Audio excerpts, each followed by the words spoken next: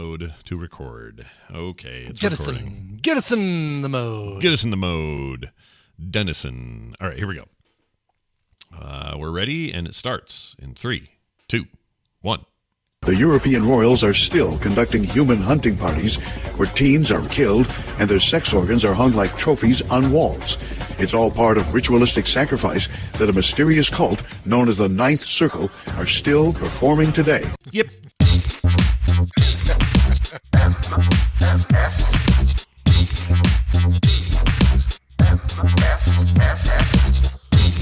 See, it's not impossible, it's ridiculous. This is the morning stream.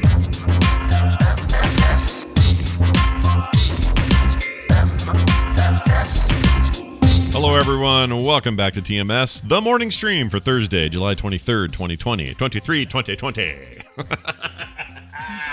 See? Yeah. I'm not going to do it in August. I promise. I'm going to restrain myself. Well, you will when it comes to August 20th. Is August 20th? Will I, though? That is a show day. That's a show day. That is a Thursday. You will absolutely do it. Mark my words. Okay. Maybe you're right. Maybe I will.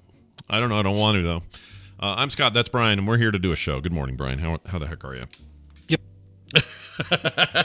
You know, this Tom file is going to go far. Yep. It's going to be a classic. It yep. is. Yeah, it's great. I meant to send it to him last night, and I totally forgot. But I'll play it for him tonight.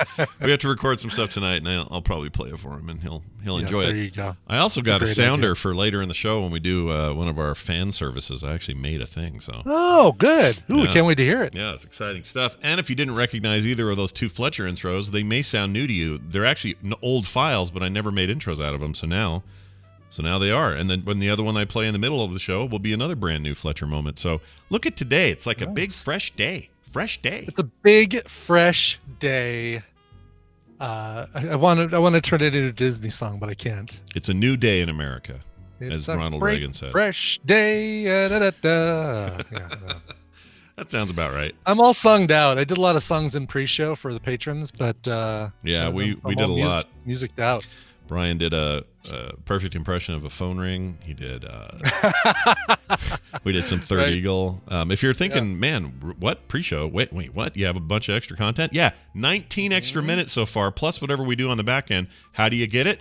Patreon.com/TMS. $1 a month. Think of it as the deleted scenes that you didn't realize you needed until you finally heard them and said, "Oh my God, where have these been all my life?" Yep. Like all good things, you need to taste it, and then you'll come back to the bar every time. That's Brian, right. I got a note from Trey, who called in from Tennessee, or wrote in from Tennessee. I think it's Trey from Tennessee. Yeah. He's the one that won Battle Royale recently. He is. He wanted to talk about Greyhound real quick, the movie you saw and recommended yesterday. He's also a member of my Marvel Strike Force raid team. Oh, that's great. Is that Yeah. still, you still are active in that and stuff? Very active. Yeah. The game, they just keep adding new content to it. There are there's wars 3 times a week where you're pitted against another helicarrier full of people, Yeah. and you pick your battles and figure out which ones you can take down. And So you don't. That sort of thing. You don't 24 hours. auto battle through that, right? You gotta. No, pay unless attention. it's like, all right, we've lost this one, just get some attacks in and take out some of their smaller targets. It's like, okay, boom. Yeah. Auto one. No, the only times I ever really auto is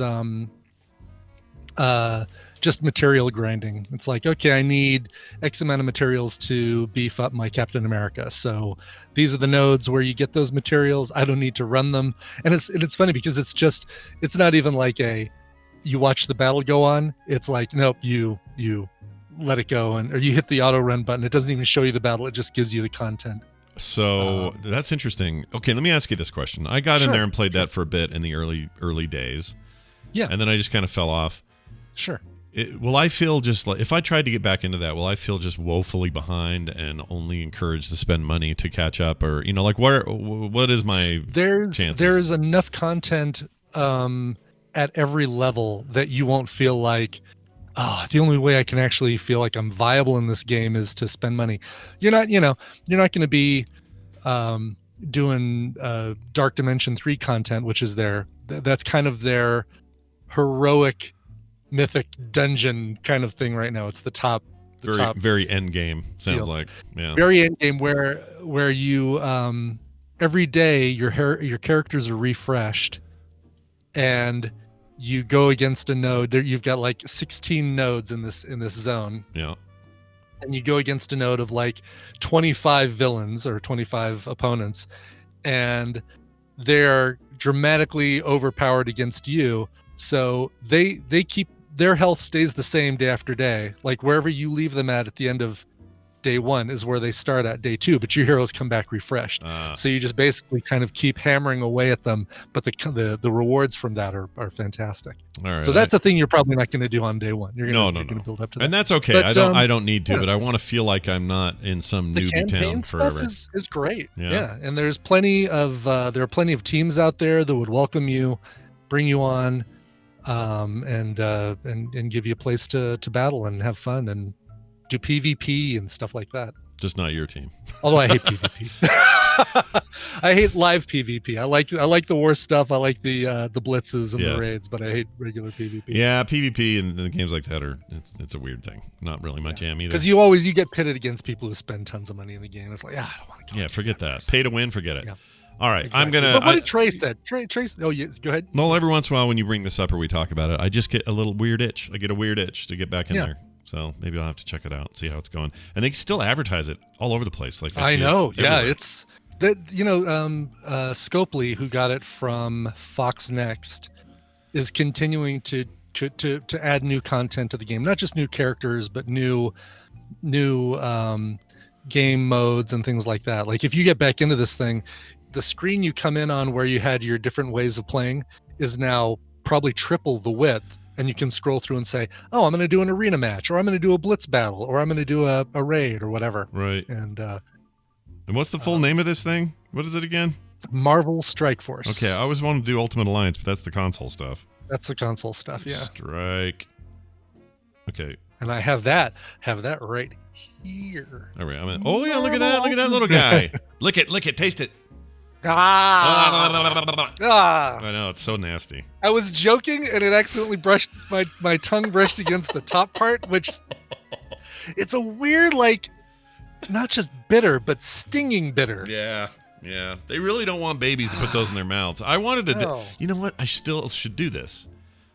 You know what? I'm going to do it. Next time I see Van. You are not going to make Van taste a Nintendo Switch. I am totally going to do it because the whole point of those things is to help it so kids don't eat them and choke on them, right? So I'm going to see if it actually works. I'm going to hold on to it for dear life. I'm not going to let him have it, but I'm going to just put it on his tongue and see what he does. And if he recoils, mission accomplished. Yeah, no kidding. Are you? I'm doing it. You're going to record it too, right? Oh, heck yeah! This is like letting babies taste lemons and limes and things like that, and recording their reactions. Like, if people get all offended by this, I'm sorry, but you're all putting pickles in their mouths and all the other stuff you think is going to make the kid freak out. This is a thing parents and grandparents do. This is what we do. That's right. So don't put cucumbers behind your cats while they're eating. That wrecks them for life. We tried that. The cat didn't care. It just didn't care. It takes a certain kind of cat that's freaked out by that sort of thing. Bums me out because I really wanted Deckard to freak, and he didn't freak. He just sniffed it and then moved on. I know Inara would freak out, and it's for that reason that I won't do it. Oh, interesting. How do you? I know it would just because she gets easily freaked out by even random noises from outside. She's a very skittish cat, and I know that that would probably do it for her. And I've seen countless videos of it happening, so I know it's happening. Yeah, but it's not all cats. Not all cats react to it like that. I think it's, the more skittish the cat, and those sadly are the worst cats to do it to. Yeah. Right? Is because you don't want to just further cement their fears. You want to make them feel like they're in a comfortable, safe home, like Van before he licks the Switch chip. Exactly. Also, hashtag not all cats. All right, moving on. Hashtag not all cats. On Greyhound, Trey says this. Hey guys, Trey from Memphis again. Just wanted to throw in something about Greyhound. I work for Apple, and Greyhound caused our call volume to triple across the weekend. That the movie came out, and it's still highly elevated with people signing up to watch it. I also take issue with whoever said Apple saying, please subscribe to our TV service. Ever since the pandemic, our support lines have been absolutely slammed. I encourage I don't any. know what that's saying. I take issue with whoever said Apple saying, please subscribe to our TV service. I think that what he was saying, somebody yesterday was saying that Apple was like not doing well or begging for subscriptions. And his point is that they're having zero problem filling up subscriptions, which makes perfect sense to me. They're a huge player, you guys. You can. They are. It's easy to go, stupid Apple, that sucks, or whatever you do. Sure. But you got to knock that off. It's kind of like us going, I don't know, Samsung with your thing, your dumb deal, like, you know. Here's the thing that's tough to compare. Apple is all, I believe, all original content compared to like Netflix, which is some original, some rebroadcast content or old content, old movies, things like that. Same as Hulu. I think that's right. And so it's, you know, that's what makes it hard for people to say, well, you know, there's not as much content on there as Netflix or Hulu, and there's no argument there. Mm-hmm. But the content that is there is all original, and it's all like a lot of it is really, really good. Yeah, they're paying big money for good stuff. Oh yeah, here it is. All Apple originals. Hold on. Just trying to see if they do any old stuff. Yeah. Like once in a while, the stuff that they also offer is like exclusive, pay to watch kind of stuff. We watched a movie. I'm trying to decide if I'm going to recommend to Lit. Oh, look, we are on the fence. Are we on the thing? I'm on the fence. What'd you see? You see that? I do want to send a screenshot from it because, you know, we both love Imogen Poots. Yeah, we like the Poots. She's great. But there's a shot of her on the toilet, and I was going to send you a screenshot of it and say Imogen Poops. Well, of course you should. I would totally appreciate such a thing. And I still might. I just got to figure out how to do it because I got to use that tool you showed me. Oh yeah, the screen capture stuff or the video capture is great. Yeah, you should totally do that. I want to see Imogen Poops.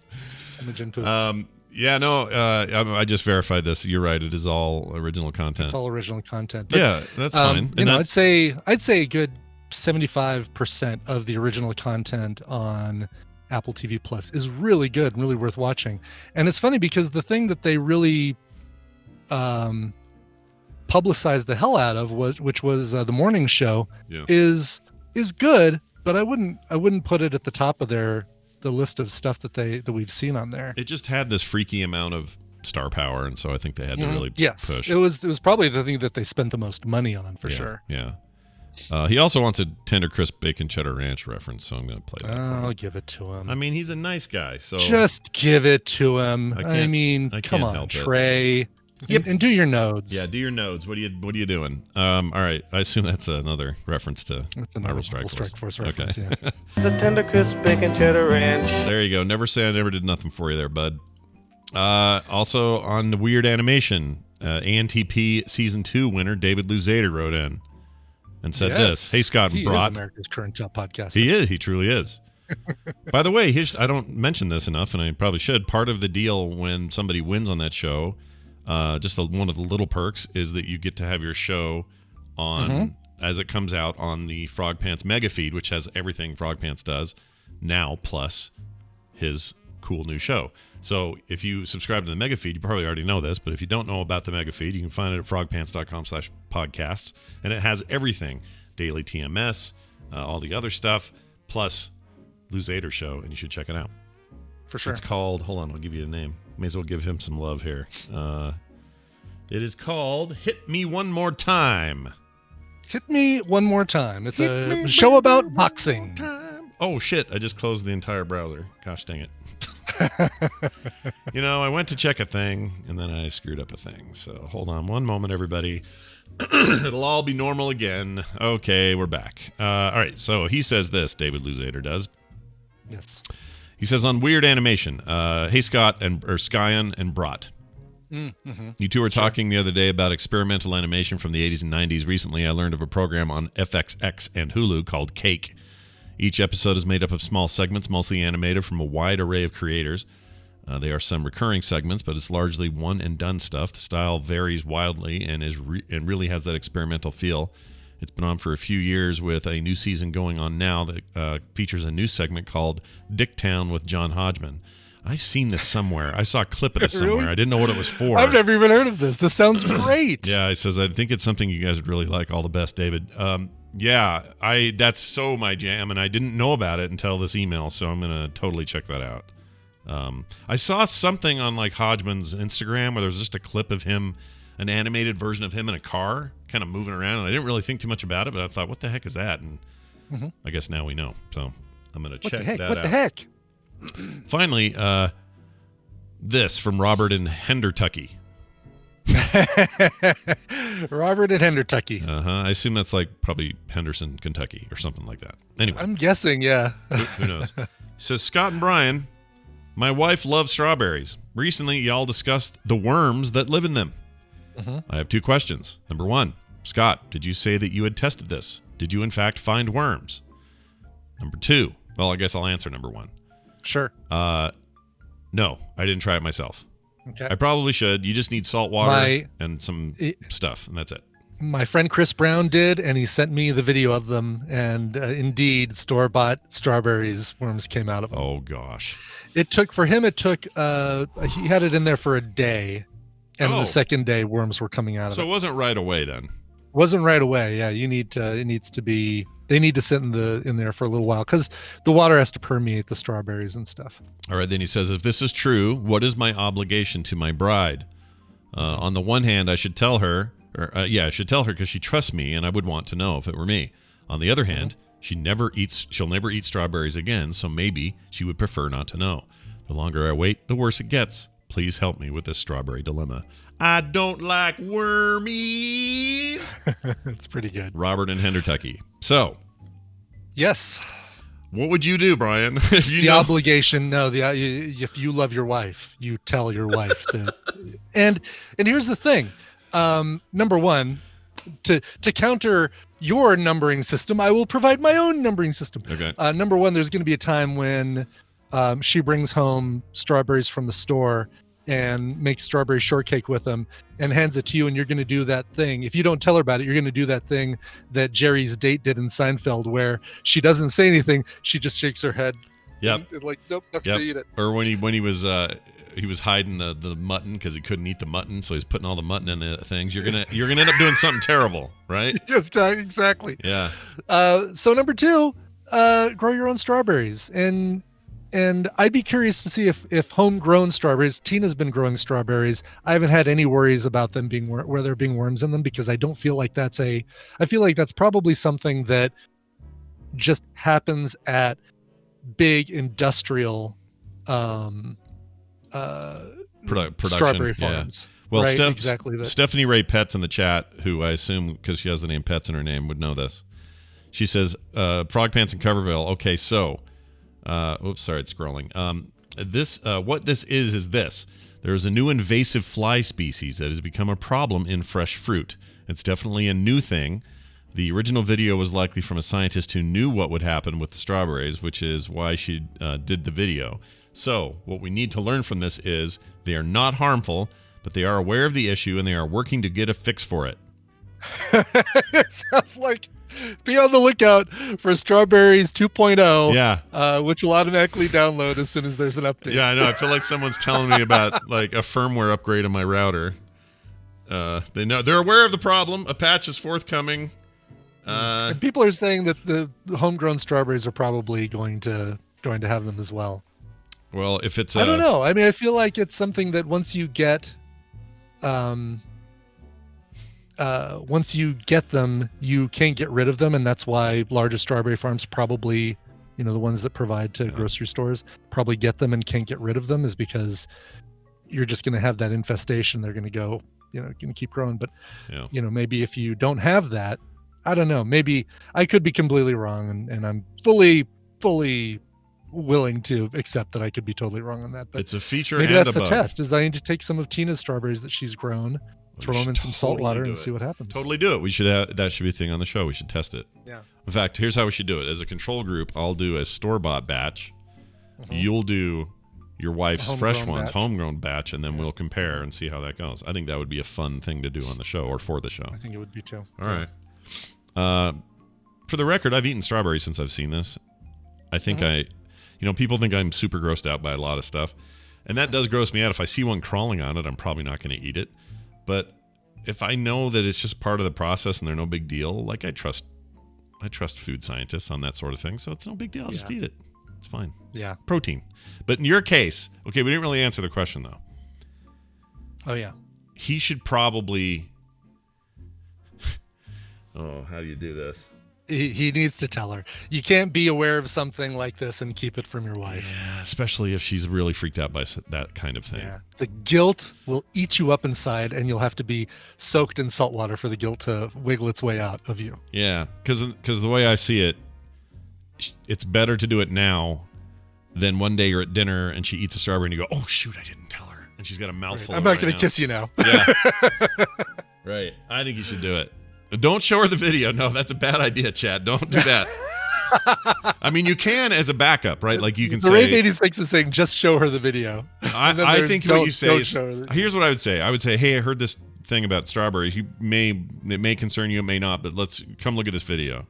Then have her watch the video, and if at that point it freaks her out, well, at least you've done. It's not on you now. She's seen the proof. She can do with it what she wants. Make her own decision. Yep. Man. Yep. Exactly. Give her the tools to make her own decision, but don't keep it from her. Yeah. Robert and Hendertucky. By the way, this chat room says that they told us what Hendertucky. Like several people told us what Hendertucky is.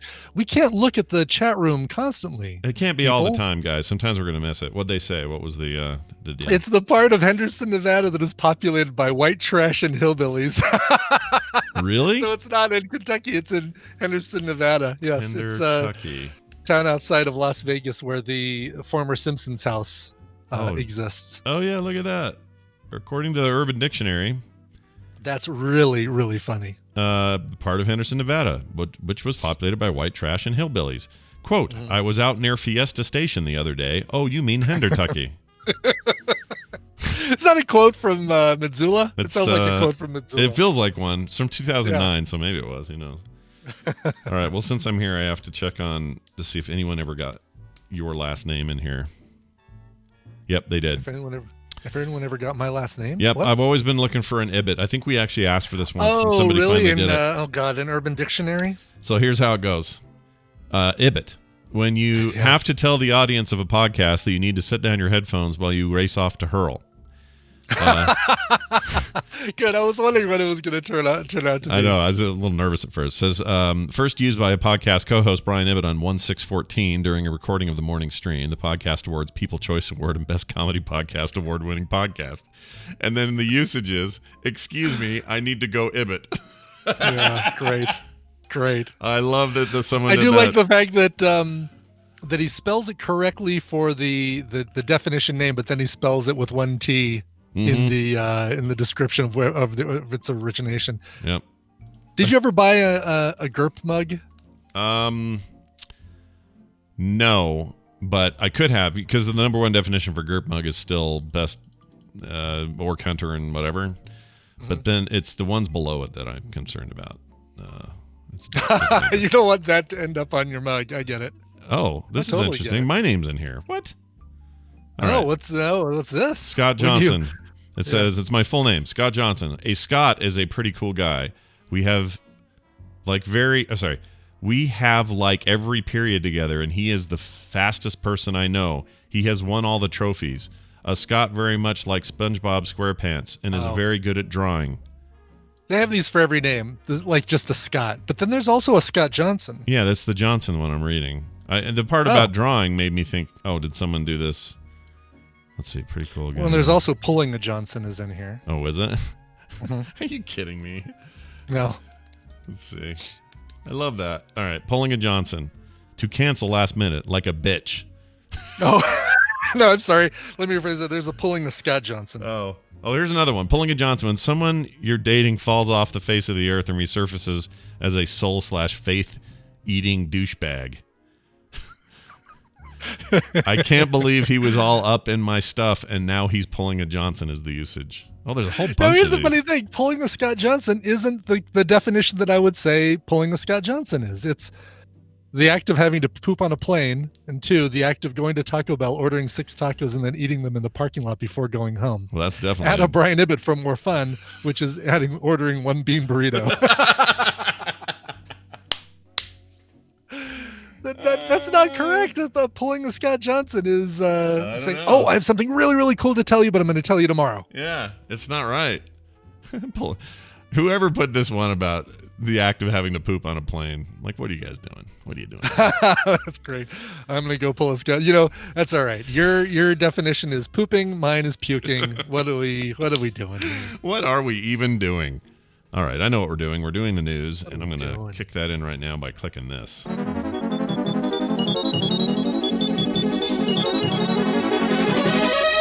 Today's news brought to you by... We have 1 week. 1 week to hit the stretch goals of the, I was going to sing Bare Naked Ladies there, to hit the stretch goals of the Current Geek Chronicles Kickstarter. Learn more at support.currentgeek.com. Yep, there's some stretch goals. I mean, we funded, so season's happening regardless, but if you want to help us get to the next stuff, we certainly could use it. So head over there and check it out if you haven't already, support.currentgeek.com. Also, that first episode is out on the feed, so you can hear it and see what the crap we've been talking about. Okay, let's get started here. A body. We're going to go right to death. Okay, so here's some death for you. Okay. A body found by railroad tracks in Liberty County, CO. I don't know what that means. Colorado. That might be Colorado. Is there Colorado? The way they did the. I don't small O. recognize any of these towns. Allenhurst, Dunleavy Road, Liberty County.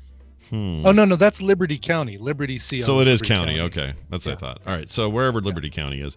Anyway, they found this body by the railroad tracks in Liberty County. Turns out the whole time it was a sex doll. It's not a body at all. Yeah, you never know what you're gonna get. The first time I ever saw a dead sex doll next to the train tracks. Kiefer Sutherland told me that he killed it, but I think he did something more sinister with it. And then Will Wheaton was on the tracks. Anyway, Liberty County officials I believe they were set up on Tuesday when they thought they saw a dead body. It turned out to be a sex doll around 2 p.m. in Allenhurst, not far from Dunleavy Road. Liberty County Sheriff Office Detective Mike Albritton said he found the object laying on the side of the railroad tracks. And he went on a slight date with her and then told her turned her into the police department a week later. A week later, she'd been in my house. When she just wouldn't shut up. We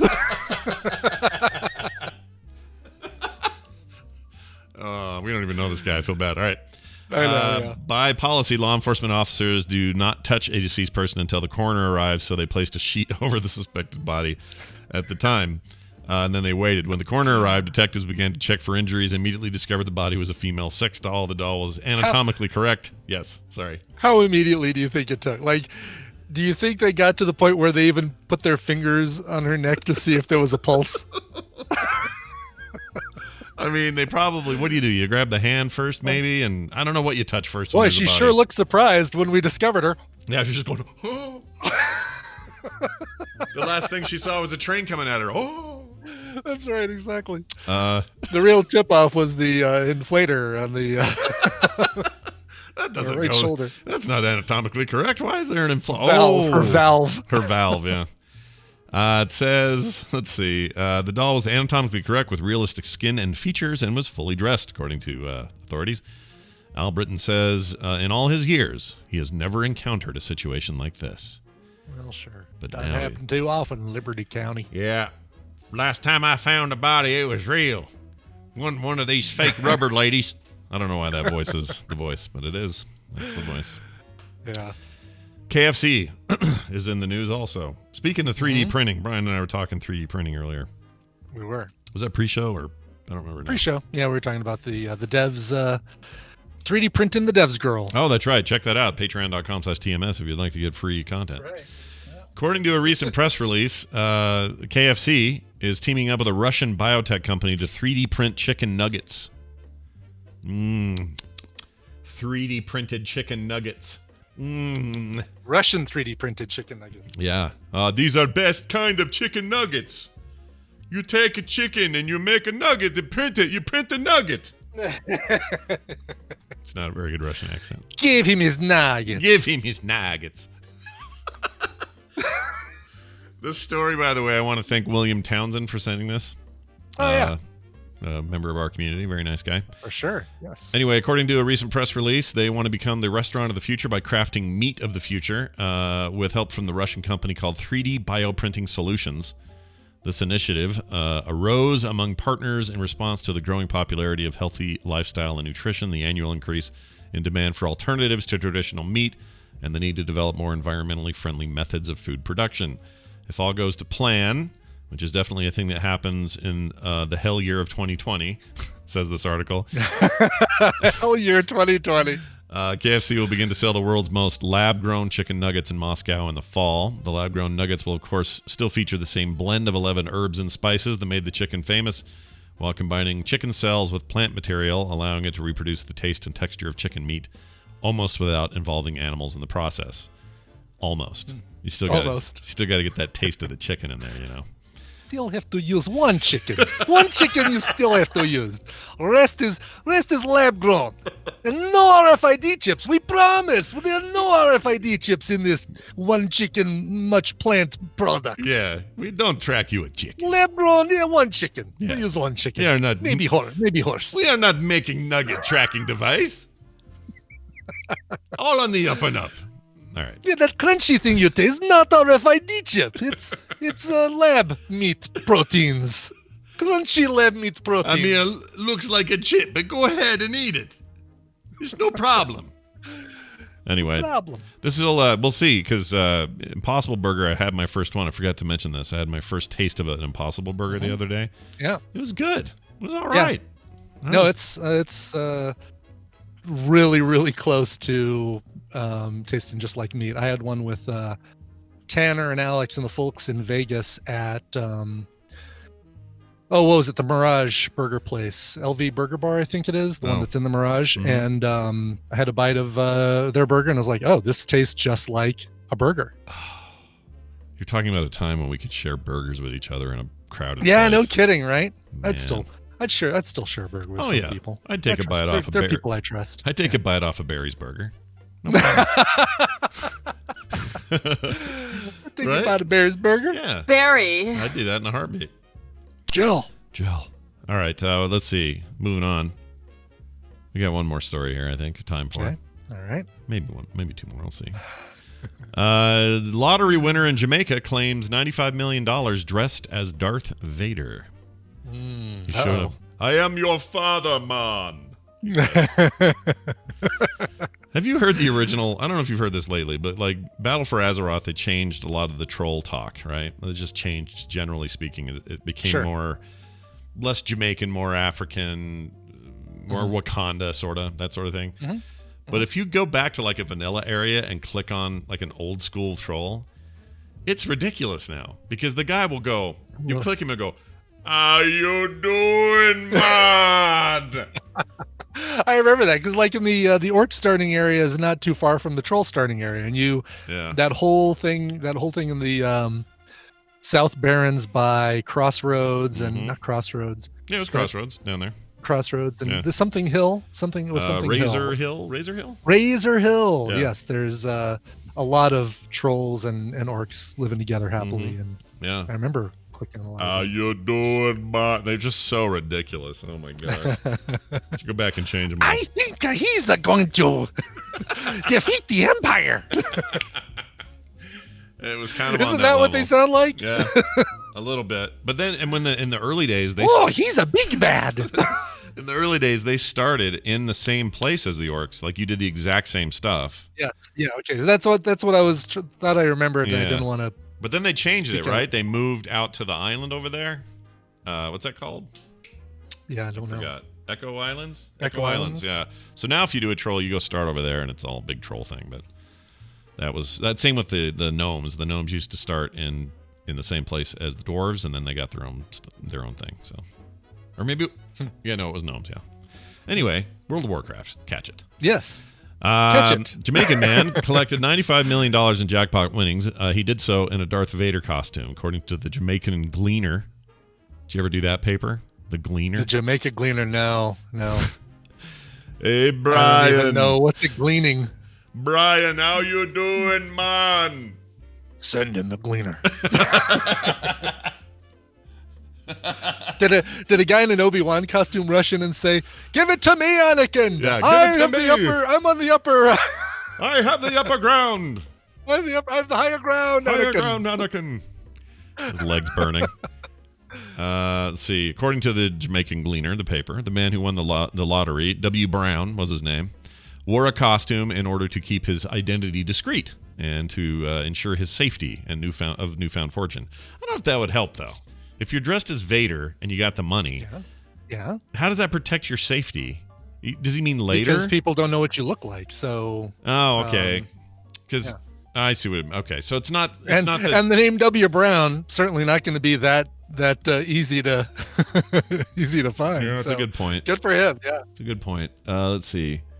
It's not uncommon for individuals to hide their identities after winning a windfall like this, particularly in a country with a high crime rate like Jamaica. It says, unfortunately, Jamaica is not like other markets. In other markets, they don't necessarily do it, but here, I think they opt to do it to keep themselves safe. We are not going to tell them to or not to because their safety is a paramount importance to us as well, says the official there. Let's see, people have been coming in their own disguises. They usually don't need our help, and they are usually very creative, perhaps beyond anything we could think of or imagine. Well, I don't know. Darth Vader's not that beyond, isn't it? Like, just if you have a Vader... It's outlandish, yeah. Yeah, it's not like... I'd show up dressed like Uncle Pennybags or Uncle Pennybags from Monopoly. Perfect.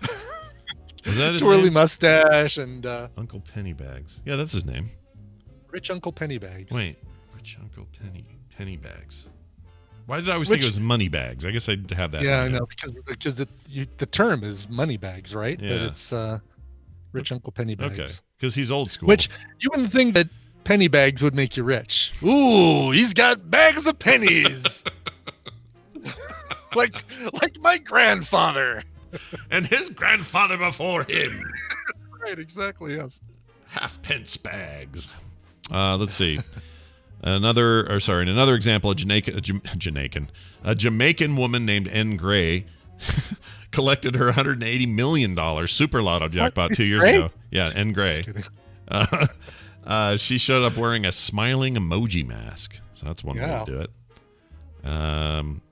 Anyway, I get it. But I would have done the surprised emoji mask personally, but if you well, just do. I don't know what I would do. What would I choose? Probably surprised. Yeah. Yeah. What else are you gonna do? Just a smiley? That's boring. Yeah, boring. How about a winky face? Just kind of annoy everybody. There you go. Like, poop head. I won the some poop money. head. Yeah, the poop head. Or the rutabaga or what's the eggplant? The eggplant, yeah. Be the eggplant. The eggplant and the peach. Getting it on. Yeah. All right. I'm gonna save this Ogden story for tomorrow or next time. It's a funny one. Actually, I got this from... I didn't write their name. We get a lot of great... you guys point us out to some funny news, so thanks and keep that up, you guys. We really appreciate it. All right, we're going to take a break. When we come back, my sister, the therapist, will be here, and we're going to talk about kind of the other end of what we discussed last week. Last week, we talked about cancel culture. Today, we're going to talk about forgiveness. Oh. I know, right? Here, I should have a theme. I hear it's divine. It is divine. Here's a theme. Here's a theme for forgiveness. Let me just play this for us, okay? This is real quick here. Hold on. Okay, so I'll try it again. Here we go. Today we'll talk about forgiveness. Oh, that's not what I meant to push. Crap. I don't know where it went. All right, never mind. Oops. All right. Hey, we're going to take a break. When we come back, we'll do all that. Brian, hey, play a song, though, so we can do that break that we said. Sure. I hope you get this one right. We're going to Scranton, Pennsylvania. Nay, it is something strange and cold, like the taint. Doesn't mean shit to me. Give me the paper.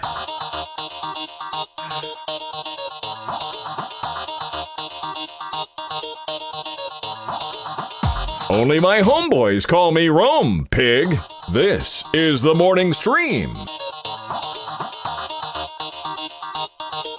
Oops, I totally effed that up. That's all right. Hey, everybody, we're back. We're back, everybody. Yeah. All right, that was cool. I liked it. Very 90s era, punky, cool. The Maguas, will it ever be the same? I liked it. I did. All right. Yeah. So get Wendy all up in it. And see if we can't get her fine take on the proceedings. Okay. She's probably there because we're Oh, she's right there. Hi, Wendy. Right here. Hello. Oh my gosh. Hello. Immediate pickup from Wendy this week. That's insane. All right. Hey, check this out. Everyone knows it's Wendy. Blah, blah, blah, blah. There you go. Hey, it's Wendy, my sister. She's a therapist, helps people all the time with real problems, and comes on Thursdays and does Therapy Thursday with us. She's been doing it since the very freaking beginning, which just, that's crazy. Isn't that crazy? It's crazy. Which was what, 2011? Yeah, right? No, wait. Yeah. Yes. I'm sorry. Yeah. It was 2011. January 2011 Yep. Yeah. So our anniversary's coming up. Yeah. What are we gonna do? Oh, no I don't kidding. know. Wow. What is the podcast co-host's anniversary gift for the 10th anniversary? I don't know. Cardboard. Cardboard. Got it. We got plenty of that. Cardboard.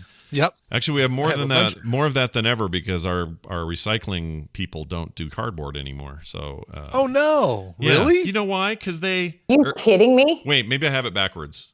It's okay. I'm Maybe sorry. they only do cardboard now. Yeah, I have it backwards. They only do cardboard right now because if anything has anything printed on it, they'll do cans, so aluminum's still good. But if they do anything paper product that is just like even just a sheet of printer paper, you're not supposed to put it in there right now because whatever contract they had with China to process all this stuff got all jacked up with the tariff thing, so they're not doing it anymore. So they don't ship all this stuff in containers to China anymore to be processed. Now they just can't do anything with it because we don't do it here. It's the weirdest thing. I don't like it. It bugs me. Wow. Yeah, Bugs that's me. a weird artifact or side effect of this whole thing. Jeez. Yeah, it's very odd. Anyway, maybe one day we can truly recycle my regular paper again. We'll have to see. Maybe we're just we've been placated all this time thinking, oh, we're good people. When really. Yeah, we we're thought not. it was going off to some, some magical place up the road, Yeah. where- Oh, it's so good. And we're so, look at us. Yeah, it's Really. not happening. Anyway, placation. Let's get to it. It's better vacation. than it's staycation is better for us right now. All right, so here's the deal. Last week we had the very heady discussion in and around the idea of cancel culture and what all that stuff meant, and it was a rigorous conversation. Lots of feedback since then. Lots of people have feelings and thoughts about this thing, but one of the parts that we really never got to was brought up by a listener named Eric, who sent this email. I'm going to read it, and then we'll talk about this. He says, "Hey, Scott, just listening to yesterday's Therapy Thursday, sent this last Friday. I have one question you could send out to Wendy, or maybe just you and Brian could talk about it, and I have an idea. Anyway, I'm not sure what that means. So the question is, when someone is called out on terrible things, what do they need to do, and how do they ever earn forgiveness? Is it ever okay to fully forgive them, meaning people like that?" Well, Eric, interesting question, because there is that whole thing of like, let's say somebody does something awful. Mm-hmm. What is it? Are they in permanent sort of Exile? Are they the mind's prison for the rest of their lives? Like there are people who actually break the law and go to prison. We're not talking about them necessarily, but even then, there's forgiveness comes in all sorts and sizes. So it's a broad topic, but Wendy, I'm sure we can carve out a piece of it for ourselves here. How do you want to proceed?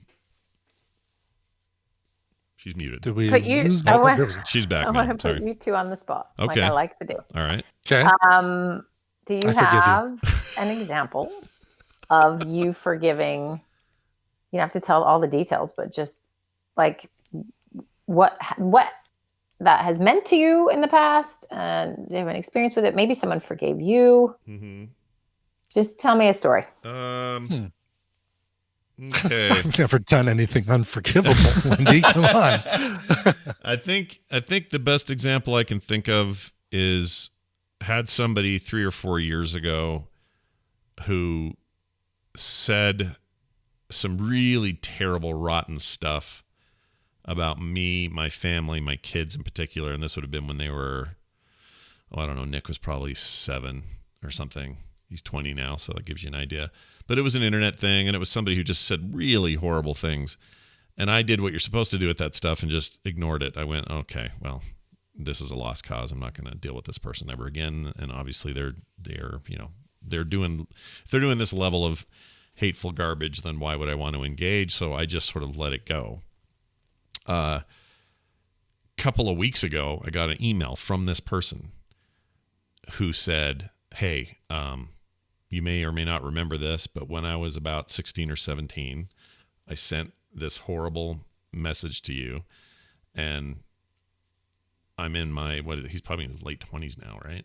Something like that, if he was 15 then. Anyway, or not late 20s, mid 20s, something like that.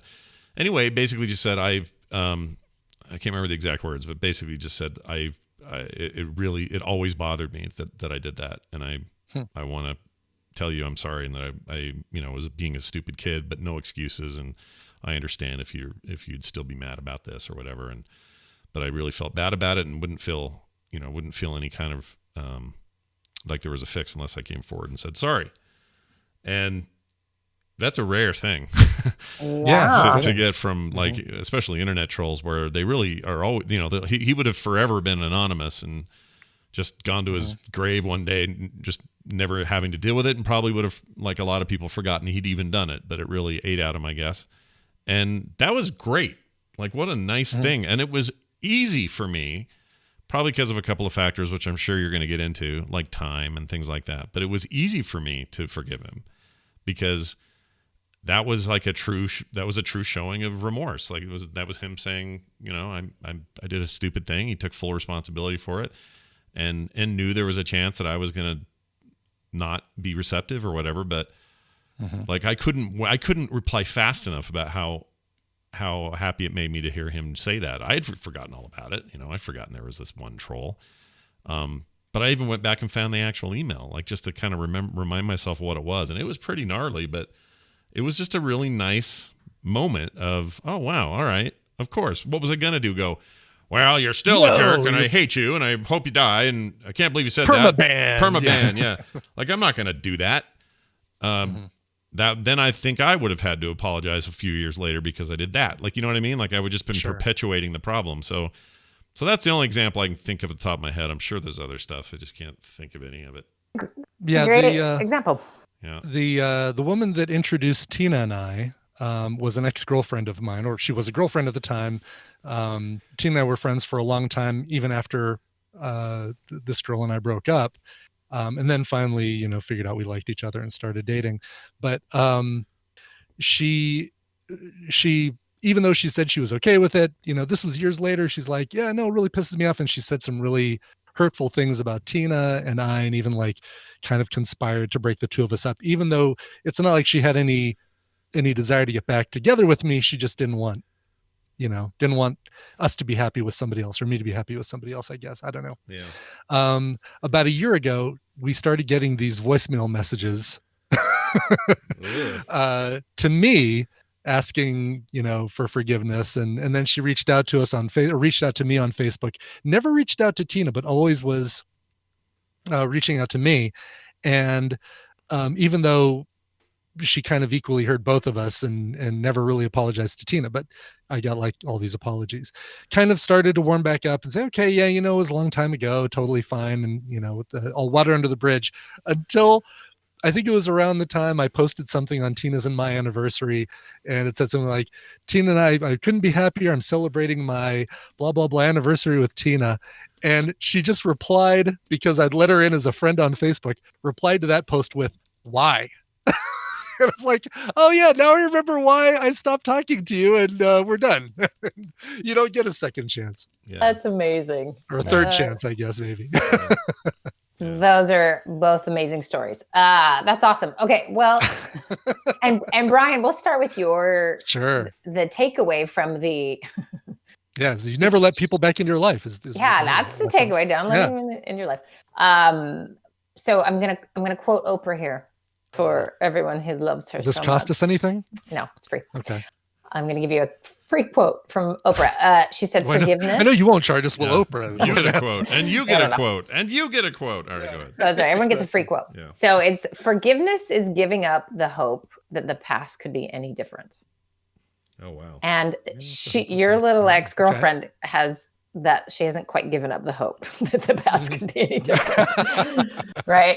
Kind of that idea, though, that, and it sounds like Scott, the troll in this case, has grown up and made some changes and, taken a hard look at his life and is trying to make things right that he can make right. He even said he made the point, I forgot to say this, he made the point that he's got 2 little ones now, and couldn't fathom somebody saying the things about his kids that he was saying about mine without knowing them or any of that. So that's another part of it, right? You experience the. You have to grow up a little. Yeah, you grow up. Yeah. Interesting. Yeah. And that's just the thing, right? And for you, maybe, Scott, it's very easy. First of all, you've had plenty of trolls say things. So, you're thrilled that someone has had this change of heart, and that's cool. But also, like, you recognize it was a 15-year-old kid who didn't know any better and was whatever he was experiencing, right? Because there is some compassion in understanding where the other person comes from. There was also some relief in finally hearing that, because I didn't know at the time how old he was. You didn't know he was a kid. I didn't know he was a kid. That's a problem with the internet and not knowing who you're talking to sometimes is you have no idea. This could be a peer my age. It could be a lady 20 years older than me. It could be a tiny kid. Like, I don't know. There's no way to know. And then when he told me 15, it was almost like, oh, well, all right. I mean, I was kind of a weenie at 15 for sure. So I could have even been somebody the age of free hotel room and such. Right. That guy. Anyway, but yeah, like that was almost a relief to hear that. Yeah.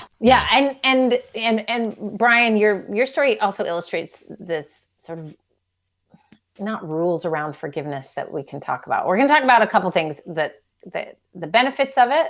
First, let's start with that. And then the rules. And you're going to go, well, there's not actually rules. Well, there's kind of rules that I'll go over. So number one, let's just talk about the power that comes from forgiveness, either giving forgiveness to someone else, you forgive them, and or asking forgiveness and that person forgives you, right? Like there are benefits. So I want you to guess real quick, what do you think are the studied psychological benefits for people who forgive? Oh man. Not that it has to be easy, but they've done it. Because some people, forgiveness is really easy. For others, it's a lot harder. But so the psychological benefits. Well, I know for me, see, this is the problem. My example is not even really a great one because from that perspective, because I had been annoyed at first, put it behind me, never thought about it again. Then this guy wrote in. So I got to experience this great growth moment for him, but it was minus me still being pissed. Do you know what I mean? I was well over it. I was like just past it. And so what I got to witness instead was like this great human moment of somebody doing this thing. It didn't make it any less valid that they were doing that, but I wasn't in the middle of my anger toward them. Yes. It's probably it would be a better example to say, oh gosh, I don't know, like, I can't think. Something a little more immediate that happens. Yeah, like if you and I have a member of the family who sometimes gets everybody mad.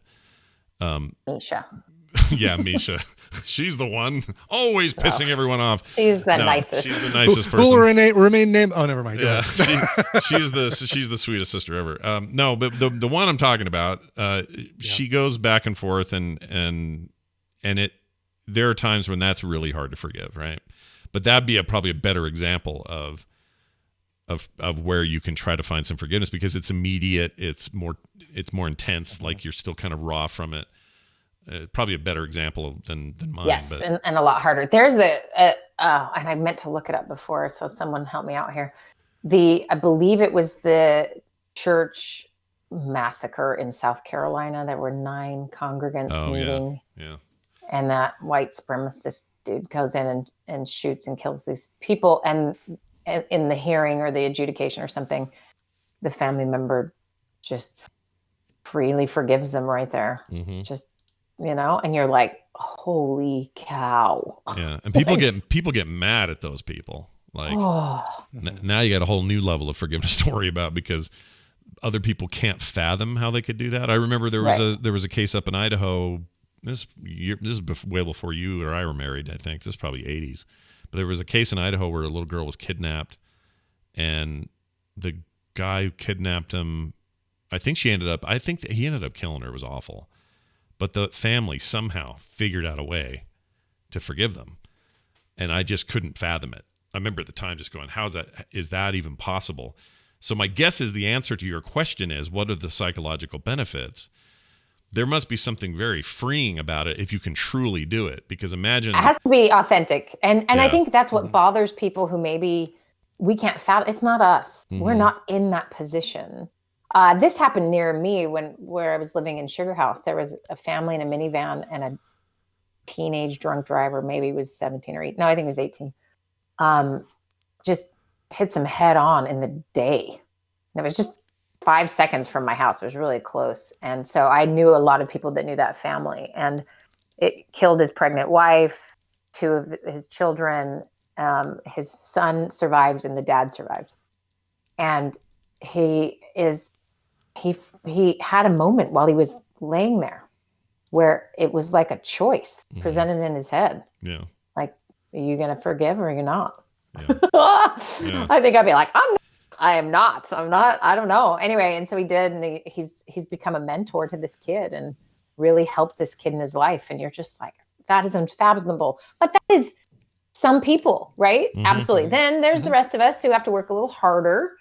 But and I really wonder if it's like a predisposition for this, because you have people who hold grudges just like for no reason all the time, versus another brain style or, that tends to be able to release stuff a little quicker. So here's the actual studies around this, and they're pretty cool. But people who can forgive have higher levels of forgiveness. That's what we'll call it. Okay. They report better health habits and decreased depression, anxiety, and anger, which makes sense, right? And even in couples where there was cheating, so betrayed situation, where there's greater levels of forgiveness, they're associated with better relationships overall, a stronger parenting alliance, and their children perceive their parents as more functional. Okay. So then physiologically, we can test blood here with people with higher levels of forgiveness, right? They have lower white blood cell counts and hematocrit levels. So better immune systems, basically. Right. And so if you think about what your body and your mind, what your mind is doing to create what in your body, this makes a ton of sense. If you feel angry and vengeful and you're carrying the weight of the past all the time, your body responds because it's under constant stress. Right. So that makes a lot of sense. Right. So there are absolute physiological and emotional benefits to forgiveness, but how do you do it? Yeah. So if this doesn't come naturally to you, and you can be annoyed at people that it comes naturally to, that's fine. But you've got to figure out for yourself how is it done? But let's lay out some of the rules really quick. So what do you any guesses what you think my rules are going to be around forgiveness? Think of it's going to be, be honest. Are you truly forgiving the person, or are you just placating them or yourself by saying you forgive them and not? Yeah. Because you're supposed to. Right. Right. Yes. So there's that for sure. So authenticity is important. Andy Scott, do you have any ideas? Oh, geez. Beyond authenticity, what even is there? Like, is it figuring out if you think that they really are deserving of forgiveness? Like they're not the person you think you're pigeonholing them to be from the thing that they did. Like, let's use an example of kind of some of the stuff we talked about last week. Let's take, let's take Bill Cosby. All right. Sure. Do any of his victims have it in them to say, I forgive him for what he did to me? Like, under what circumstance is that even a thing? And it's hard for me to imagine. Yeah. So there's the question there, and this is where we have to be careful, because we have a Judeo-Christian sort of overall background here that complicates the psychological benefit of forgiveness as a concept. Right. One is that you're told to, or you hand it over to God. There's lots of ways people think and talk about that. And for many, that's very authentic and it's great. Sure. But there is this other piece to this where it's the pressure to do those things or to be a certain or feel a certain, so that that authenticity can be in question. And what it actually does is makes it harder and for the person who needs to do the forgiving. So one way to really think about it is, Brian had a great example of this because it's quick and simple, which is she writes why on Facebook, like, hello. And you instantly know that's it. there's the line, right? Because forgiveness, and this is where people have gotten in a lot of trouble. Oh, you're supposed to forgive, as if that means allow the abuser to continue to abuse you, or allow that person, to do there is a combination of boundaries that has to go along with forgiveness if that person is not dead. Right. If that person's dead, it's amazing. I really prefer when people call me and they're like, "Oh, they're dead." I'm like, "Awesome, we can do Awesome, this." I forgive them. No worry about any future transgressions. It's so much easier to figure out your garbage with the dead parent than it is the one that's still alive and who's going to still passive aggressively do something annoying, right? So it really is tricky, but finding those ways of making sure that healthy boundaries are in place, because there's been a lot of people abused over time in the name of forgiveness. And so that needs to be very clear therapeutically to anybody, right?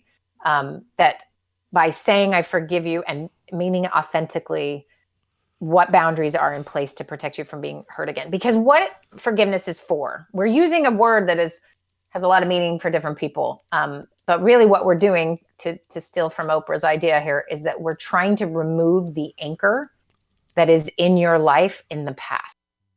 So and you hear this all the time, like, oh, forgiveness is actually to benefit the person doing the forgiving. And it's true, because that person holding on to whatever, the grudge, the pain, the hurt, the story that cannot be altered, that anchoring in the past that's what's creating all this physiological stress and emotional depletion and affecting all these other relationships. So you are paying, and this is what's so hard about victims, is that they're victimized initially, and then that trauma and that anchoring of something that happened to them, they pay that price for so long into the future. And so you got to deal with trauma. So when I say, hey, let's talk about the boundaries, some of those boundaries might be that you got to deal with whatever the trauma was, right? Because we often think, oh, you only get traumatized by a bomb went off. You get traumatized by the people closest to you. Yeah. And can be. And so how do we unanchor the past? That's what forgiveness or moving on actually gives us. But we have to be really careful about that, not to minimize the trauma, not to minimize that process for somebody. That's why we're either freaked out that someone forgives too quickly, or we're annoyed when someone won't forgive, right? You get people who've hung on to something for so long and it ruins your relationship with them, or you're just so sick of hearing about it that, they're just so anchored in the past. So that's ultimately the goal. The goal is to unanchor that as this major everything in your life. But you do have to be pretty careful about this, especially when it's something as intense as sexual assault, because it's its own thing too, that needs all sorts of other elements for that to work. That's why, I was just talking to someone who is volunteering at a rape recovery center, and she's a data person and is also volunteering there to help, but she can't help but stare at the data. And the data, and this is in Utah, the data is terrifying when it comes to, the kits that they do a rape assessment kit when you go to the hospital. And that itself is traumatizing. The police not knowing what the crap they're doing most of the time in these circumstances. They're not working with trauma very well. That is traumatizing. So you have all of these steps. Well, and then by the time those kits actually get processed, and now they're doing a little better job, but 10 years ago, there was a backlog of thousands. And then if someone goes to court and is willing to get grilled by a lawyer about this event, you think of the level of your raw, open woundedness, and you're putting yourself out there and how difficult that is. Even 4% of those cases, there's a conviction. I mean, what people have to go through to try to get justice. And you could say, well, is that forgive? No, what it is that those people who fight and do something, to try to save someone else, or, there's an actionable thing, they tend to do better over time. And so what you're looking at is all of these cases where they weren't able to do anything, and understandably so, right? They're incredibly traumatized. And that's why, the Harvey Weinsteins of the world and the Bill Cosby situation and all of the many other ones, right, is when you have it's like a critical mass come forward, right? You have 10 women. And so no longer is it about, it's just this one person, and you've seen TV, you know what lawyers do, right? Yeah. And so they can, as a group, make a change. So I don't know this. I have not read about this, so I am totally guessing here. So no one quote me. Yeah. But I'm assuming that those women who have come forward with that lawsuit and have put him in jail, and justice has been served to some extent, you're going to have, let's say there's 10, there's probably a good number of them that will get to the relieving of that pain because they've worked through the trauma and they've unanchored from the past. So technically they can forgive him. Now, forgiving doesn't mean you love them and you care about them again, right? Mm-hmm. Again, it's the boundaries. But there's going to be, I'm sure, some that it's that trauma was too deep and forgiveness is too hard. But I think there is a version of that looks like never forgiving, but also getting healthier and unanchoring from the past. Right.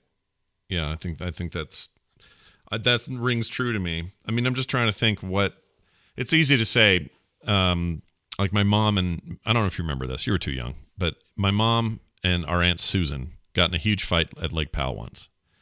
And I remember it very vividly, even though I was probably 8. Okay. So you were probably 2.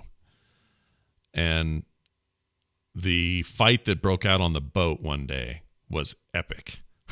Like, I think one of them threw a full can of Coke at one of them. I'm pretty sure it was like a boat mom fight, like nothing we'd ever seen. Wow. And they were so mad, and Dad and Uncle Joel were trying to sort of intervene, and they were both not having it and just telling them to get away from me. And this is like the worst sister fight I'd ever witnessed in my entire life. And I was only 8, and so a lot of this may seem worse in my memory than it actually was. I don't know, but that's a different thing, right?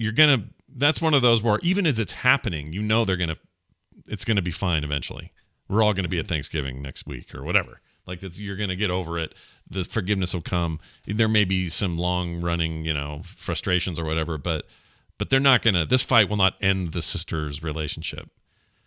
But and real quick, you bring up a good point because their relationship has an ongoing rhythm versus a one-off. And so right. I'm wondering, like what we talked about last week, somebody you watch on YouTube, you don't have a mutual relationship with that person. Right. You feel like you do. You feel like it's reciprocal because they're responsive and they, to some extent, right? Like that's the strange new world of human connection online. And yet they don't actually know you, and they're not going to have a continual relationship with you, and they're not going to call you and tell you how they're really doing or feeling. So you don't get some input that helps in that process. So, I mean, I don't know if you can get anyone to raise their hands for this, but with Terpster, are there people, here we are a year out, who can't forgive him? And we maybe should define what that means.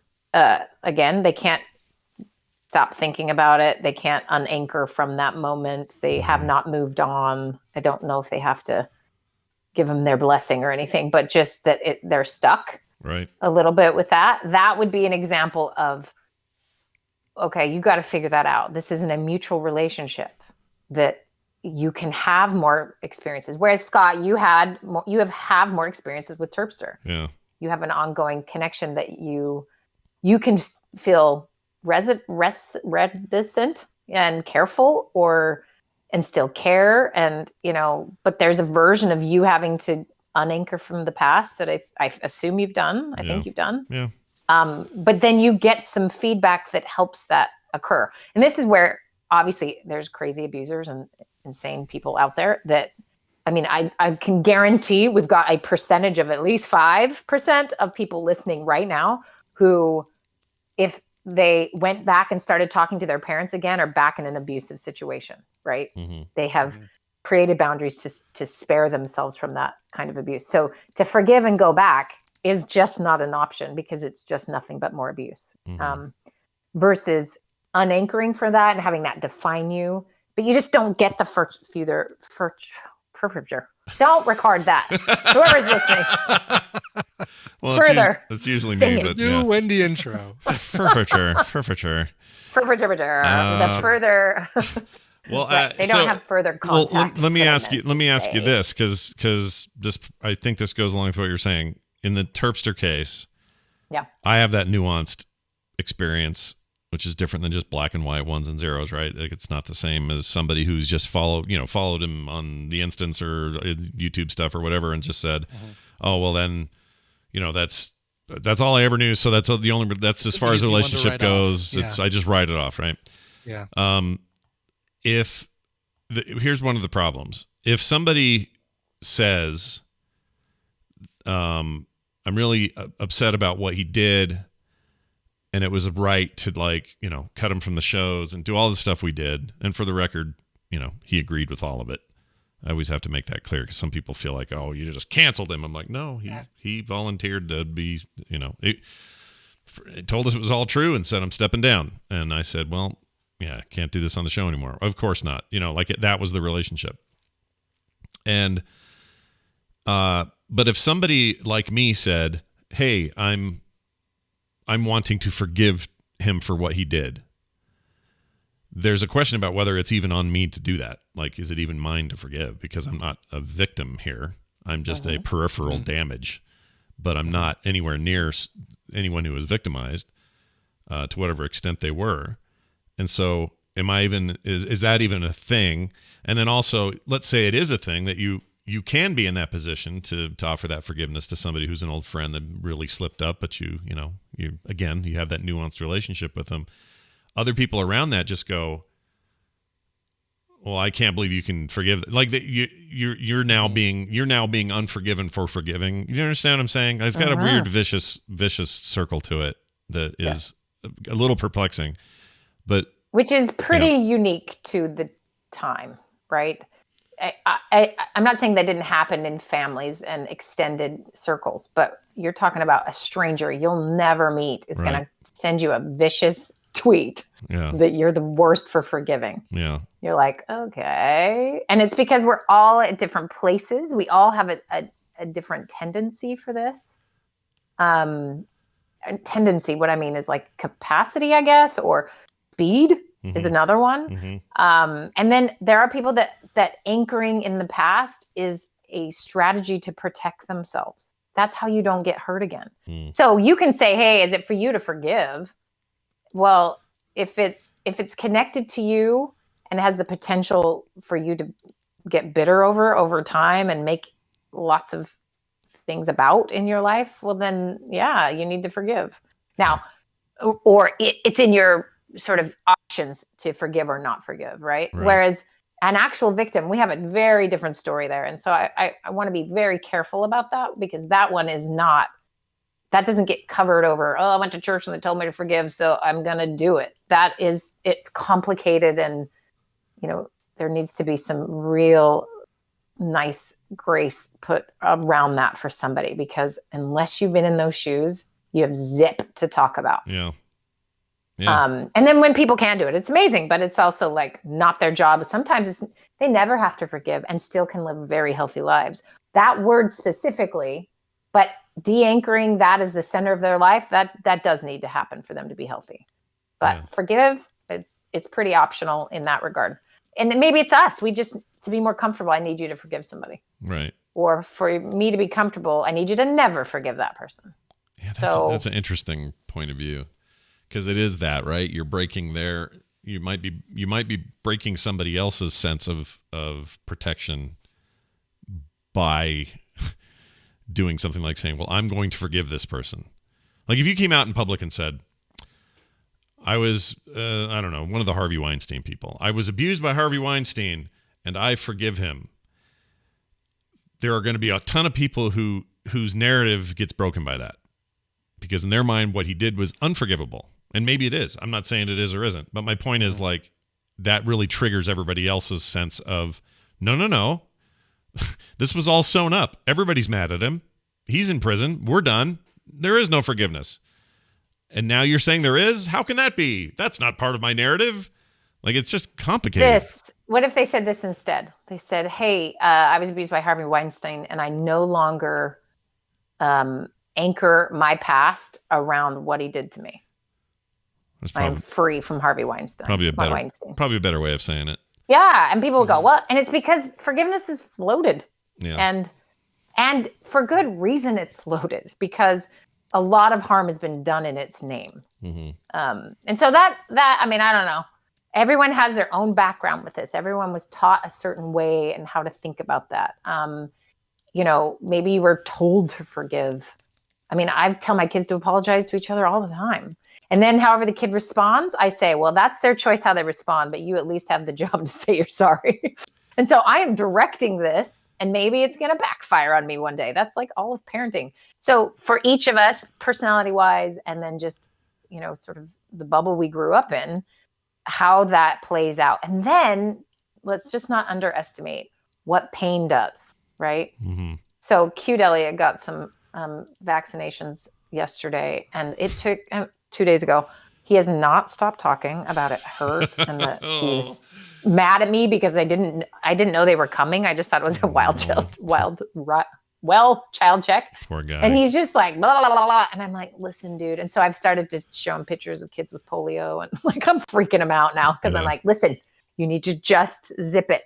Well, another kid goes and doesn't even think about it again. Yeah. But his personality. So I have to parent him different. It's hard. It's hard to figure this out. And I'm sure I'm doing it wrong. But in the end, like where we each are, I guess this is a piece of it too, is that forgiveness, and we haven't talked about this at all, but this is a quick note to this, is forgiving ourselves is the most important version of this that we can ever do. Because we then behave pretty weird and badly out of things when we have not let ourselves off the hook for the things that we have made mistakes on, right? Right. I did that wrong. I hurt someone's feelings. All the way up to really doing something wrong. Like, how do you, how that relationship with yourself, are you able to have some self-compassion, to understand that you were 15 when it happened, or, whatever. Like, it sounds like that guy who's apologizing to you has had to figure some of this out with himself. He probably needs you to say it's okay, so it's easier for him to forgive himself. Right. But he may have to live with the reality that you'd say it's not okay, and then he still has to figure out how to live with himself and forgive himself, so that he doesn't then take that garbage out on his kids. That seems to have motivated him, right? Yeah. I don't know if you've been out in public at all recently, but anyone being filmed. I think it's always Costco or Walmart. Panera is the newest one. Panera, right? They're just taking out their garbage in a public space. Yeah. And then we start filming it, and then you watch what happens to people being filmed, right? Yeah. So you're having this really weird insight into all of us being stressed, all of us not quite knowing I go to the dentist. I'm like, what do I do? Where do I sand? I don't know if I'm doing this right. I've done it my whole life, but I don't know if I'm doing it right. And so any place that we are, like, things are like social rules are a little confusing, and we don't know what we're quite doing. We can't see each other's faces in the same way. The clues are different, blah, blah, blah. All that stuff's happening. But a lot of it, you're seeing people's garbage, maybe in a way we quite haven't seen in a while. And I think it's this connection to being self-aware and what is our stuff, and being kind to ourselves and working with ourselves is step one. It always is. And then it's much easier. This other stuff we all observe on the outside gets much easier, because if I don't have to protect myself, then I don't have to make everything about that time I was robbed, so that I can protect myself forever, right? Because it makes sense. Right. Why would you ever let that go? Because you're going to get hurt again. Yeah. But if you don't do work, then you're going to spend a lot of time clenched and be in trouble. Yeah. I think this has been good. I've got somebody who's taken us a little bit to task last week about cancel culture, and it's a long story, so we have to get into it now. But I think that this other end of the conversation is an important one, and I'm glad that we had a chance to talk about it. And I want to thank Eric for sending that email, because it was like, oh yeah, we should get that, should be the other end of this candle we're burning. We should talk about that. and the other side of the coin. Yeah. Yeah, because it's compla-freaking-cated, you know? It just is. I made that word up right then. Yeah. I like it. I don't think we get honest follow-up on anything either, right? Yeah. Like, I'm not the therapist for name somebody. Harvey Weinstein. Harvey Weinstein. Bill Cosby, yeah. Bill Cosby, sure. Why not? I'm not the therapist for someone who much more minor infraction, but was canceled or whatever. Like, I don't know. I don't know the work they're doing. I don't know that where they're actually at. I do know that I spend a lot of time with sex offenders early on in my training. So I was talking to child molesters and rapists every day. Mm-hmm. And the thing that was amazing to me is that I learned how to see them as whole people. Yeah. I did not expect that. That was not what I thought. I would learn how to do techniques and I would apply this and and I would be the whole time hardly breathing because they're terrifying or something. Yeah. But instead, this is crazy. I actually liked some of them. They were funny and nice and they were reforming and they were trying and they were broken. And no one wants to hear that. And I get it. I get why you don't want to hear that because it doesn't make you feel safe. No, it makes you want you them feel to be monsters throughout. Yes. Yeah. Because the monster makes more sense and it's true. It's terrifying. Yeah. And so that is an example of like, everyone, can we just take a tiny dose of humility that we don't know everything? That's the hardest part about all of this. So that person screaming in Walmart that you're filming, you just don't know everything. You don't know why they're so scared. Was it the Panera lady that peed on the floor? Did that happen? Or did I make that up in my head? The recent Panera story is just a woman who was refusing to wear a mask and yelling, and then she blows in the person's face that's holding up the camera, and then she says, well, you can fart through your pants and you can smell it, so your mask isn't doing anything. Yeah, but you know what? You can poop through your pants and it's not getting on me because you're wearing underwear. Exactly. Yes. Oh, man. That's kind of accurate. It's the water droplets. It's not the virus. It's the water droplets that they're clinging to. But I like that. I can't find it. Somebody in some place peed on the floor. On the floor? Yeah, they just said, that's it. I'm not leaving, and just sat on the floor and peed. So that's awesome. Not like that. Not like my mom would because she can't help my territory now. Yeah, exactly. All right. Well, they do like the leg lift. That'd be amazing. Yeah. Oh my gosh. It's my little patch of Costco. So at one point, yeah. Like, how do you reckon with that experience? Right. I think about that kid who was doing his Star Wars thing, and just like how tortured he felt for so many years after that meme came out. Yeah. And like. Where do you go with that? Obviously, I want everyone to be in therapy and figure out their stuff. That's what I'm saying. Yeah. So let's do that. Get in therapy. Let's just figure out your stuff. Make a rule. Yeah, I like it. It's a good idea. All right. To clarify, it's the Verizon store that got peed on. Oh, it was Verizon store. That's right. Yes, that's right. Well, who hasn't, right? Okay. Wendy, you hear me now? That's pretty good. Wendy, always a pleasure.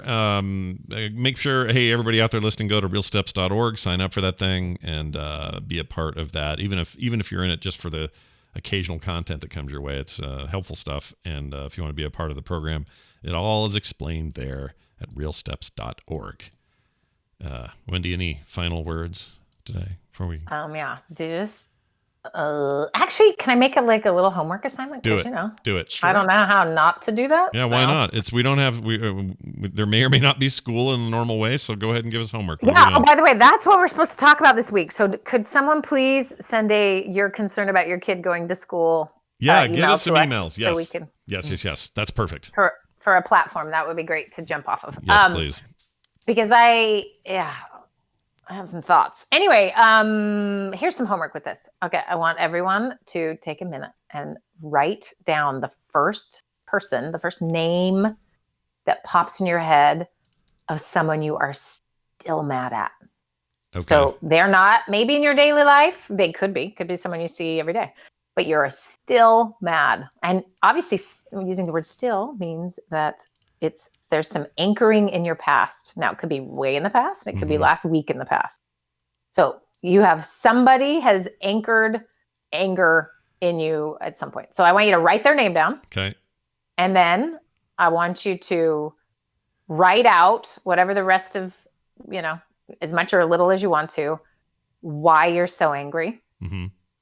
And just write it out until you run out of anger. Okay. So some people that'll be real quick. Others, you might need to get a notebook. I definitely have one of these. Okay. And it's and what I want you to try, I want you to try this concept, and it's true of craving. Yeah. So if you have a craving, there's usually a 4 to 5 minute window. If you can last through that window and distract yourself or leave your space or change, the taste in your mouth or whatever, you can, the craving will go away. Okay. And so there's a bit of like, we want to exhaust the system. And I just want people to experience this, where you have someone that has taken up enough energy that they just popped in your head, because I told you, think of someone that you're mad at, and then write it out till you're exhausted. Now, this is why people don't do it, right? I'm going to tell you already why you're not going to do it. You're not going to do it because you think, I don't want to give this person that much time, but I'm going to promise you right now how much it takes to write it out versus how much to keep thinking about it and dreaming about it and have it pop in your head all day is way more time than what it's going to take you to write this out. And then when you're done, it's vomiting. I promise it will have changed the anchor. So I would love if someone would do that and tell us about it. That'd be awesome. It's ironic because I'm one of those people that avoids vomiting at all costs. Yeah. So it's got a nice metaphorical quality as well to it. Yeah, let's do it. Everyone vomit. I haven't speaking his language. For the record, have not barfed since 2005, summer of 2005. We got food poisoning and that was. Have you had a black and white cookie since? No, but I've had plenty of experiences. Plenty of experiences since then where I should have barfed. I just refused. Like, do you remember in 2010 that we went to that cabin and for the family thing, and just there was some stomach bug that spread like wildfire in that place? Do you remember that? Nick got it. Half of Misha's kids got it. Mark had it. I had it, but I refused to throw up.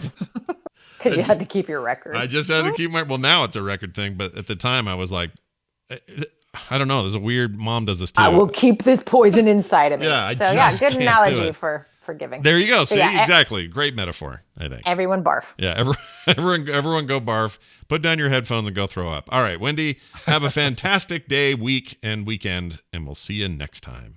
Bye, guys. Bye now. Bye. Okay. Whoops. Okay. She left on her own. There we go. All right, Brian.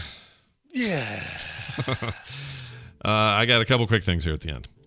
Okay. Film Sack this weekend. We're doing Speed 2. Speed 2. What's the subtitle? Pop quiz, hot shot. What time is the midnight buffet? Just kidding. It's midnight. Sinbad's performing on the upper deck on Saturday night. What do you do? What do you do? So wait, it's Speed 2 full throttle. Cruise control. Cruise control. That's it. Not full throttle. Anyway, we're doing Speed 2. It's on Hulu in case you're wondering where to watch it. So Hulu is the place to go. Also, there is By the way. Yeah. Oh, go ahead. No, I you're just fine. found out that August 1st, The Neverending Story comes to Netflix, and I've never seen it. Boo! We have to do that. We have to do it. We have to do it. Randy's never seen it either. Oh my gosh. I've seen it too many times, so this is perfect. We should totally do that. All right, Neverending Story. We'll never watch. Hot action movie? Is it hot action movie? It's a great summer. Yeah, it's summer fantasy. Yeah? It'll work. Yeah, it's fine. It doesn't. The second movie is so bad, I can't even recommend it for Film Sack. It's so bad. That also is coming to whatever that one was called, The Next Chapter. Yeah, it is BS. It sucks so bad. But that first movie, worth watching. Lots of stuff isn't going to hold up. Still okay though in a lot of ways. All the tropes are there. It's great. We should totally watch that. PM tomorrow at 3:30 Mountain Time. For those who are on our Patreon at patreon.com/TMS, that and so many other rewards are yours to have if you go sign up at patreon.com/TMS. That'll be at 3:30 Mountain. People on Patreon will get a special link to watch it live. And, of course, the podcast will be posted on the Patreon RSS as well. And then There Will Be Dungeons on Sunday. One final email. This is from Ron over here, he says. Is that a recommendation or is that his name? Ron over here. Ron over here. He says, and then we're on there. According to him, the Redskins' new name thing. He says they should change their name to the Foreskins. Then their fans can still refer to them as the Skins for short. Nice. It's even better. Nice. Also, what happens to Brian's cardboard cutout if it rains during the Rays games? Do they put a cardboard cutout of an umbrella over him? Here's my thinking. What they probably will do is not. These aren't going to be cardboard. I'll bet they're going to be what's that corrugated plastic stuff? Yeah. Yeah. Mm-hmm. Corrugated. I think it's just corrugated plastic. It's like cardboard, but corrugated plastic. Yeah. It's like real estate signs are made out of this stuff. Yes, yes. Or this grass has just been treated signs. Or right, exactly. Yeah, those are it. So anyway, I think that's what they'll end up doing. If you have thoughts or feelings, you want to send us a message, you can do it on the site at frogpants.com/TMS or send us a direct email, themorningstream@gmail.com. We are open to all. All right, that's it. Let's get out of here. Do you have a song we can play? I have a question too. Which English Premier League team should I root for? I'm not talking about which ones should I bet on, but which one should I root for? And I'm putting that to the listeners as well. I'm leaning towards West Ham United because cool people, or not West Ham United, just West Ham, because a lot of other cool people like him. Dave Grohl, John Cleese. Oh, that's cool. I like all those names so far. Katy Perry, Claire Gack says I should choose Liverpool. So does Greg Verwalkman. Wow. All right, Liverpool really? Is, yeah. Here's the thing. Liverpool right now is the top of the league. They're the number one team on the league. Yeah. I don't want to just root for the number. It's like saying, I like the Patriots. Yeah. Yeah, I get that. No, I understand. But I like the Beatles. And so that is something that makes me lean towards Liverpool. Also, I got to find out where specifically my dad was born and maybe pick the closest team to that as the closest to the motherland, Yeah, or maybe I don't know. There's one in here called Crystal Palace. That sounds like video game. Crystal Palace. That's sure. cool. Yeah, it's just not going to be Norwich, I'm afraid. Nope. Or not Manchester United. That's the one you know the most, right? You hear all the time. Yeah, and Liam Gallagher likes Manchester United. Oh, lame. I'll bet his brother but the doesn't. Liverpool jerseys are just solid black jerseys. It's like I want to get a jersey to wear on game day, but I don't care about solid black. With Liam Gallagher, you always want to find out what he likes first, and then go find out what his brother likes, and then take the thing his brother likes. Exactly. Yeah. Exactly. Because it'll always be Chelsea's opposite. all hooligans. No. Yeah, of course. And see, AV Tech John, I love the House Martins, and that actually was another thing I was considering was Hull. Hull is what? It's not the team is not Hull, but it's the team from Hull or Blackpool or I don't know. How about the Wolverhampton Wanderers? The Wolverhampton Wolves. Yeah, that's pretty cool. I like that name. Or you just call them the Wolves for short. Yeah. All right, we'll get feedback on this. I'm sure we're gonna get tons of emails hammers. about I could be a hammer. Yeah. And go for West Ham. Yeah. Can't stop. But that's neither here nor there. Stuart Cooper wrote in and said,